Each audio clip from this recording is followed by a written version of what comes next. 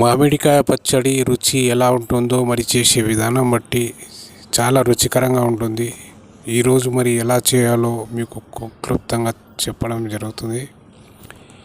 మరి ఛానల్స్ మొదటిసారి చూసే వారైతే సబ్స్క్రైబ్ చేసుకోండి. మీ సహకారంతో మరి ఎన్నో వీడియోలు మరి చేసి ఎన్నో విలువైన సమాచారం అందించడం జరుగుతుంది. మరి సిస్టర్స్ సెలవులో వచ్చినప్పుడు ఈ పచ్చడి చేయడం జరుగుతుంది. దీన్ని వీడియోగా తీసి మీకు చూపించడం జరుగుతుంది.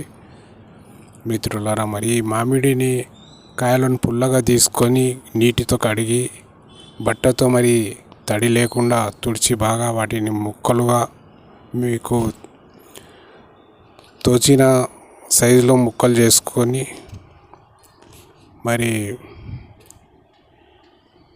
వాటిని జీలకర్ర, ఆవాలు, మెంతులు మరి వీటిని పొడిగా చేసుకోవాలి. దాంట్లో ఉప్పు, కారం కలిపి మరి అల్లం వెల్లిగడ్డ పేస్టుతో మరి నూనె కలిపి పేస్ట్ చేసి ఆ పేస్టును మరి ముక్కల్లో బాగా కలుపుకోవాలి. మరి ముక్కల్లో కలుపుకున్న తర్వాత పెద్ద బగోనా కానీ మరి మీకు తోచిన గిన్నెలో మరి వేసుకొని వాటిని 2-3 రోజులు కానీ మరి 4-5 రోజులు వాటి రసాలు బాగా ఊరి మరి చాలా రుచికరంగా ఉంటుంది.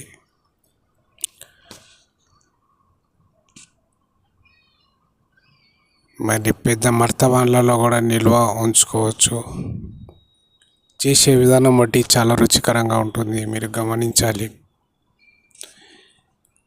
కాబట్టి ఇంట్లో చేసుకోవచ్చు, చాలా సులువుగా చేసుకోవచ్చు. కొద్ది ఖర్చుతో కూడిన పని అయినా కూడా మీరు చేసుకోవచ్చు, ఎంతైనా చేసుకోవచ్చు. మరి మీరు కూడా ప్రయత్నం చేయండి. మీరు తినే ఆహారం రుచికరంగా, శుభ్రంగా ఉండి ఆరోగ్యానికి మేలు కలగాలని కోరుకుంటున్నాం.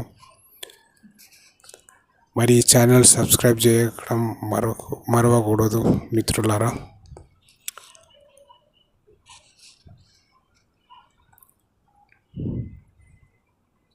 ధన్యవాదాలు.